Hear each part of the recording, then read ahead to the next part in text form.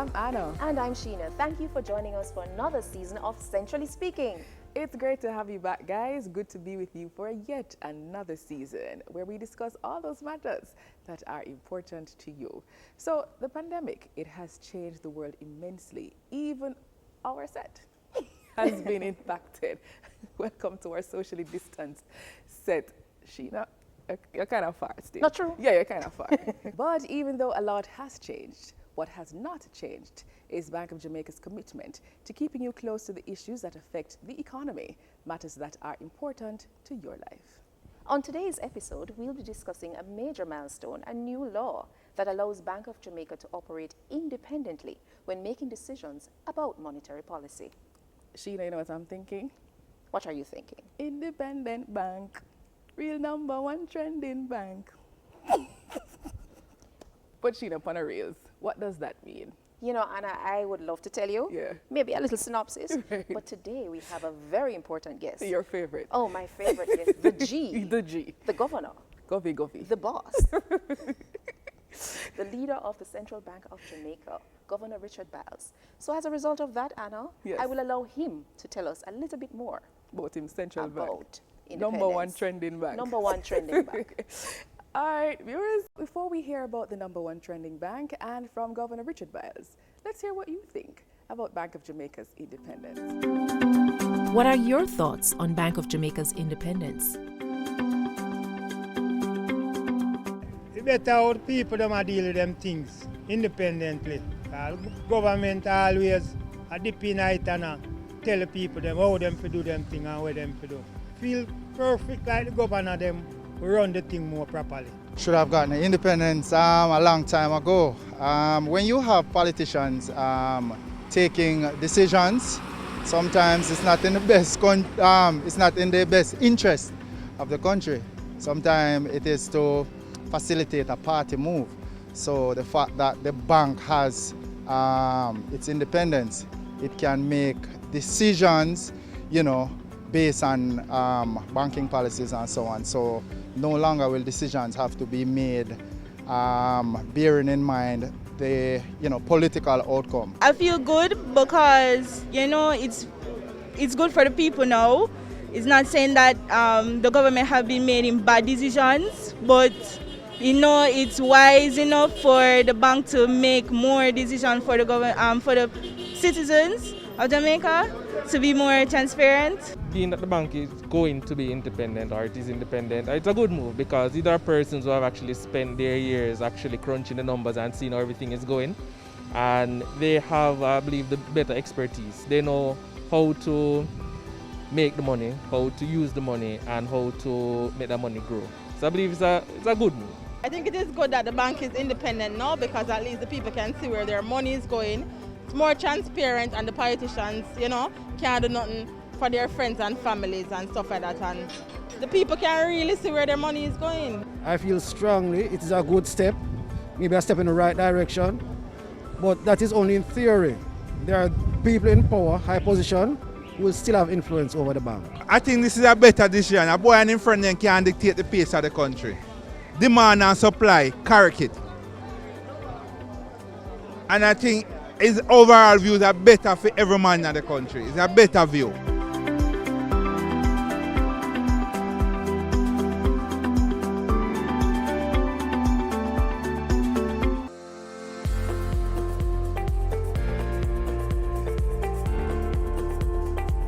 On today's program, we're speaking with Richard Byles, Governor of Bank of Jamaica. He will tell us all about the law which now allows the bank to be independent when making monetary policy decisions.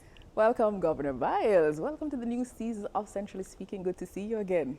Thank you. Even though we're socially We're distant. socially distant. So, Governor Byles, why was there a need for the bank to become independent, and how significant is this move? Thank you. Well, we need to ask ourselves the question, what does independence mean? Right. It means that no Minister of Finance can instruct the Bank of Jamaica as to how to execute on monetary policy, nor on the supervision of the financial sector. And you may ask yourself the question, why is this so? Why is this necessary?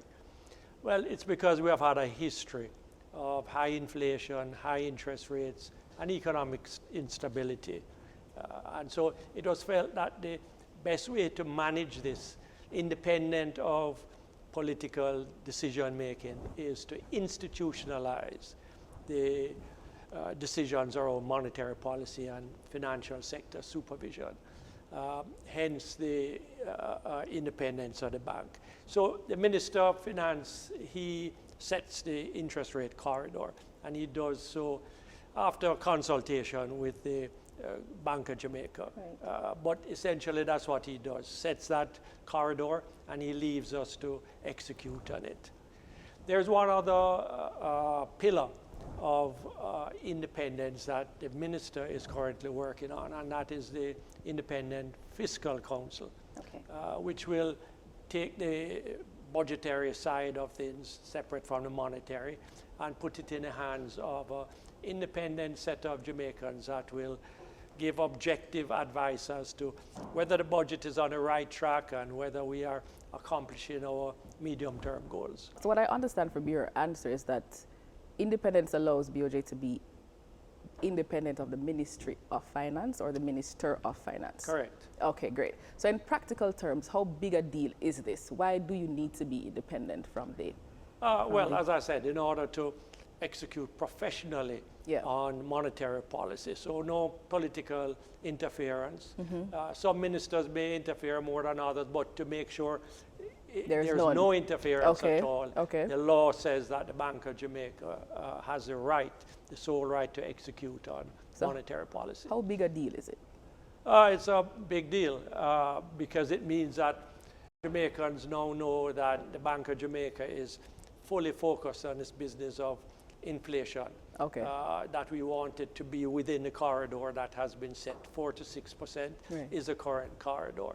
And that is our main focus. So all the people who work here in Bank of Jamaica, most of them are focused on trying to keep us within that corridor.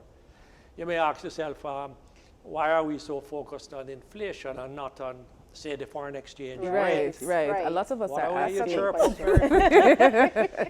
Good question. Well, because when you think of it, most of your consumption, the price of what you consume is in local inflation. Sure, you may buy stuff that comes from abroad, but that's also captured in the prices that you pay at the shops and at the stores. So inflation, which measures those prices at the shops and the stores and the supermarket, is what we want to measure because that's what Jamaicans feel. So with that said, will Bank of Jamaica now answer directly to the public, or will the minister still have that responsibility? In a way, we answer direct to the people of Jamaica. Every year we have to write an annual report, which we must deliver before the budget is laid in the House. And every member of Parliament gets it and the minister gets it. They can ask any question they wish on it. Twice a year, we also send in a monetary policy report, which a minister is required to lay in Parliament, and Parliament will debate it, and they may invite Bank of Jamaica to Parliament and cross-examine us on what the policy has said. So in part of your quote-unquote accountability to the public, so does this characterize you giving updates to the public on why you didn't meet a target? This target was set, why you didn't meet it for this quarter or this fiscal period, whatever? Right. So every 6 months we have to write a monetary policy report, which we send to the Minister of Finance. And he in turn lays it in Parliament. And again, there's an opportunity for Parliament and the public to view what is happening. So the monetary policy report details what? Just briefly. It just speaks about what our experience has been in achieving the target. You know, what are the, what's happening with the key macroeconomic indicators? Are they evolving as we predicted and so forth? But also we have quarterly monetary policy statements which we have to make, and we make that to the press, and so that's part of our transparency to the public as to what is happening. Is Bank of Jamaica's independence a plus for Jamaica? Oh yes, absolutely. It makes every Jamaican more assured that we will be operating our economy in a manner that is professional. All right, so it is the professionals, the economists in Bank of Jamaica who are going to be executing on our monetary policy and oversighting the financial system. No political pressure. BOJ achieved, can we say achieved independence on April 16, 2021? Correct. Are any major developments since that has happened? Well, we have appointed a new board. So many of those from the old board continued, but we appointed some new ones. First of all, no government member can be on the board. Okay. So we got new independent Jamaicans, professionals. And by independent, you mean they're not a part of the financial services sector? They're not a part of the financial services sector. They don't work for the government. Right. Okay. And they don't work for Bank of Jamaica. Okay. Okay. But they are, in their profession, Yes. suited to sit on the board. Also, we named two new committees, the Monetary Policy Committee Okay. and the Financial Policy Committee. These committees have independent persons on it also. So apart from the senior professionals in Bank of Jamaica, they are independent Jamaicans outside of Bank of Jamaica, outside of the government, outside of the financial system that are sitting on these committees also. Okay. So now that you have a monetary policy committee in place, share with us how this committee will make monetary policy decisions. Right. So prior to April 16, the governor made those decisions. So the Bank of Jamaica That's would... you. Yes. I made those I made decisions. those decisions. But I would have made them with the advice of the dozens of economists Right. who work in the Bank of Jamaica. So Right. there's a process that they go through that lasts for weeks, where they go through all the data and then they come to a final recommendation, and the governor would sign off on it. Okay. Now it's democratized. So it means that the Monetary Policy Committee, which consists of 3 internal senior members and myself as chair, and 2 independents, get together and we meet for over a 2-day period. And we discuss all of that data and go through the same process I would go through, except that everyone has a vote. Right? So all members of the committee have a vote to make. So it's not just my decision anymore. Okay. And that's a big difference between them. We have to publish that decision, and we also have to publish the minutes of that meeting. Okay. Okay. So, and that's brand new and, a novel to Okay. Jamaica. Who are the members of the Monetary Policy Committee? Can that information be made public?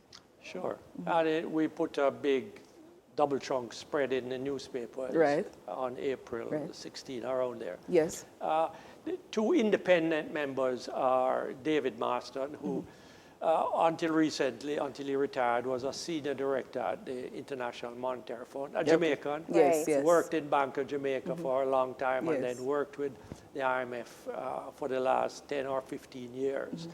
So good economist, well experienced with international experience. Right. Right. The other is Dr. Nadine McLeod, a lovely lady who is the head of the economics department at UWI Mona. Okay. So very professionally qualified to be the head of that department, Right. and very seasoned in economics also. All right. So you were about to tell us about the makeup of the Financial Policy Committee.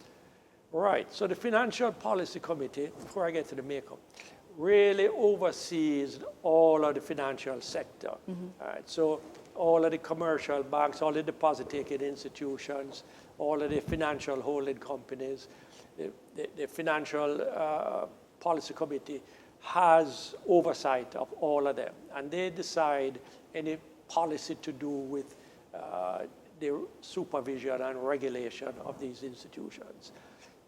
So whether it is a commercial bank, it is a credit reporting agency, there are a couple of other financial institutions. Right. That policy, that committee oversights all of them. Right. So it discusses policy as well as it gets reports, data, how have they been functioning, So it gets micro data, that is data on each institution, and it gets macro-prudential data too. That's data that looks right across all financial institutions and aggregates the data for them. Governor, you've taken the time to help us to understand that the bank is more accountable and more independent. Correct. Thank you for taking the time to be with us. My pleasure, ladies. It's good to have you again, Governor. Thank you. All the best. Keep safe. Currencies have existed from as early as the 10th century. There are thousands of different foreign currencies around the world. Let's discover a few interesting facts about them.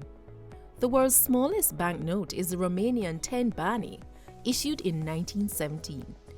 The New Zealand $5 note currently features New Zealand explorer Sir Edmund Hillary, who, along with Tenzing Norgay, were the first to climb Mount Everest on the 29th of May, 1953. The entire Singapore national anthem is printed in microtext on the back of the country's $1,000 note. The euro is used by 19 European countries. The currency was designed with images of fictitious bridges in order to represent the architectural style all over Europe. The designers didn't want to feature one country over the others. The motto on the first US coin was "Mind your business." This piece of advice was featured on the first 1-cent coin designed by Benjamin Franklin in 1787.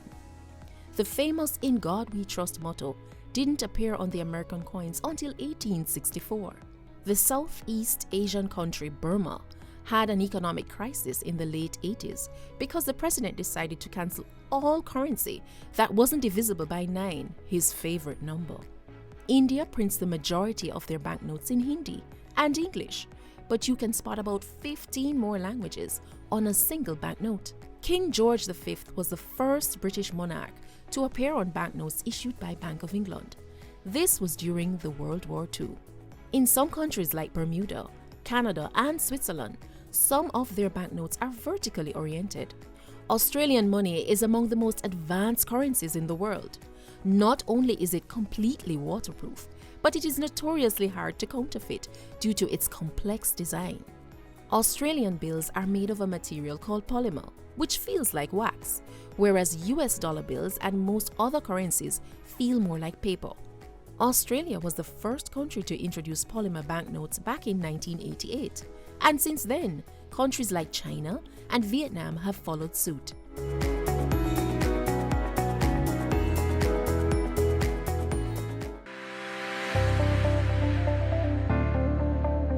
The governor gave us the details on Bank of Jamaica's transition to independence, but in case you need a reminder on the key points of the discussion, here are the fast facts.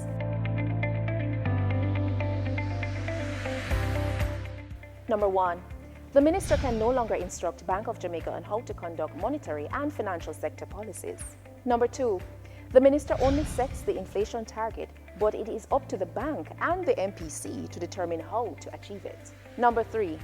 With independence comes the responsibility of accountability and transparency. BOJ is now accountable to the minister, government, and importantly, it is accountable to the public through their elected representatives, the Parliament. Number 4, the governor will have to submit to the minister an annual report on performance and main activities of board and committees, and also every 6 months, the governor will also have to submit a report to the minister on the performance of monetary policy. And number 5, the minister is required to lay these reports in Parliament, and the governor may be required to attend to answer questions in relation to the report. And that's it for our Fast Facts. So that's our program for this week, but you can continue the conversation on our social media pages. Follow us on Twitter at Central Bank JA or on Bank of Jamaica's Facebook page. We also invite you to send in your questions on Facebook and Twitter. And of course, watch Centrally Speaking next week at the same time on this same station, where we have another special guest.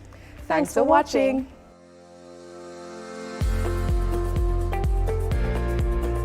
Centrally Speaking is a production of Bank of Jamaica.